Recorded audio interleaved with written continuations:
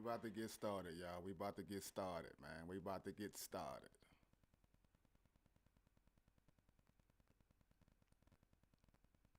I think my mic is sounding pretty good.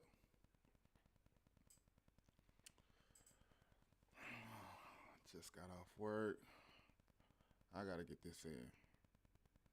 I gotta get a good one. We about to start it off, man.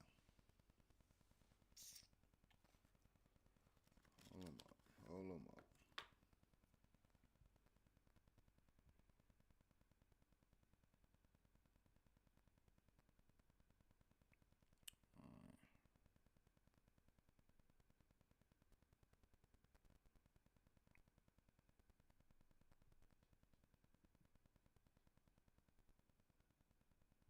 All right, what's up, peoples? It's your boy, Mr. PopShit. Got another video here. About to check out Tripp Fontane. Finally realized why he quit tonight's conversation podcast. That ish hurt. So yeah, man, we about to get into this. Okay, let's go. It's really been an honor to serve in this community. I didn't know I could. That ain't me saying that. That's the people that pull me to the side in the club. That's the people that stop me when I'm in the gas station. You done had jobs where you can't stand your fucking boss, but you love the job. You mentioned tonight's conversation. For sure. Super successful podcast. That's how I got hip to you. Hell yeah. I was like, damn, who's this brother going viral over there? He's saying a lot of great things, good stuff. I'm seeing the men and the women full of what he's saying. And you don't see that often. So I'm seeing this thing take place. We do the interview. And then like a couple months after that, I see an announcement, a post goes up. In this post, I find out that you're exiting this successful podcast, this podcast that not only like positioned you, but like people probably thinking like, why would you leave? You went on to say, it is with heavy heart that I would have to announce my departure from tonight's conversation podcast. In your caption, that's how you started your interview, but in your caption it read, it's been an honor to serve and entertain in this vehicle. To anyone who thought enough of your cousin to tap in, I guess, thank you. See you in the next chapter. Keep up with me over at Tripp After Dark. For sure. It's with a heavy heart. Very. Was it really that tough to kind of make that decision? Man, we went Say low key, I thought he used to always be capping for the women, man. I know we need to put the responsibility on the man, but he used to be a super caping for the women. But anyway, though. on a historical run, my nigga. Historical. Brother, industry will never acknowledge it. I know they won't. But most artists, and I don't care who offended by it, most niggas not doing 4,000 a show. Most of these niggas banding together to do their tours. Bro, wasn't no sponsors over at TC. And this just me looking at the whole situation for what it is, you feel me? Yeah. Like this me a regional poet who got respect from Illinois to Tennessee. A little work in Philly. And went to go to be one of the most known faces on social media. Facts. Off of some shit we was doing in person though. Everybody like was more hip to the social media shit, but like I don't think they understand the capacity to which this thing was being done in person. That's right. And I don't think they understand how the industry works. The people that they think are like on don't do 4,000. They do about 1,000, 500 to 1,000, and that's not no shot to anybody. That's just, there's a huge, they don't understand that like classism. So is he saying he was getting 4,000 a show? Like everybody on the panel was getting 4,000? How many was on the panel? Like four or five? And then who runs that show? Who owns that show?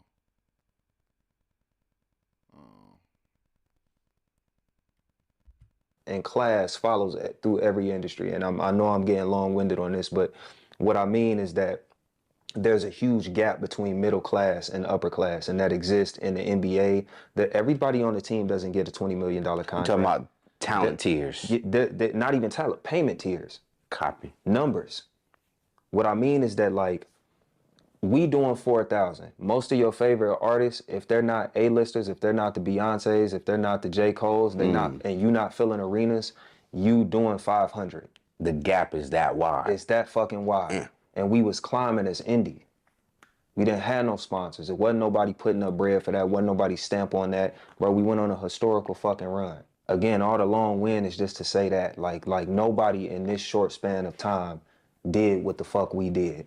And that's a credit to the motherfuckers that ran shit. That's a credit to us as the talent. That's a credit to Keita Rose. That's a credit to Randy Rosario, to Richie Fontane, to Rico, to motherfucking Mr. Let Go, to goddamn it, SD, to Kitty, to Trio, bro. That's a credit to the people that made this thing what it was, because we did make it what it was. When we challenged each other, when we argued, right. the real feuds we had that carried on in front of the curtain, they still made the thing what it was. Man, what we did was historical, bro. I'm not letting nobody take that away from me. So yeah, it was with heavy heart that I walked away from that. You know what I'm saying? These people validated me from my perspective and who I am as a person and what I believe, bro. That's some heavy shit to walk away from. Yeah. I imagine that because, you know, it's like I was shocked. Kind of shocked, kind of not shocked. Cause we got to build kind of our rapport behind the scenes, and I'm like, okay, Tripp clearly is not just gonna go with the traditional flow. He's thinking about other things. He's not just sitting back letting things happen. He's also kind of thinking. And so when I seen it, I was more like, damn, okay, he did it, but I wasn't fully like, oh my God. Now, I'm sure some of your fans though from that platform were shocked. Life comes. What was the responses that you were seeing? Did anyone get really mad at you over that decision? Nah. I already know, on the humble, the majority response was on some, it's about time. Copy. Like, it was about time. There had been a demand for me to step off on my own, or step off with Kitty, or step off with Keita, like, and do something like, and so a lot of people in the comments was on some like, oh man, that's crazy, like, but I wish you the best. But like the DMs, it was like, bro, it was about time. Yeah. You know what I'm saying? Like, and that's on some, it became very clear the people on the stage that were carrying the show at any one given period. You know what I'm saying? And it was like, hey dog, your back don't hurt. You've been carrying that motherfucker for a minute. Like, you ought to. Yeah. And these ain't even motherfuckers that's hating. These is like people really tapping in. Like, man, you know, you probably. Okay, look like I'm getting something going on. So we're gonna stop this video right now. It says encode and overload. So consider turning it down. Video settings. So we're gonna stop it right here, y'all. Alright. Make sure y'all like and subscribe. Fuck with your boy.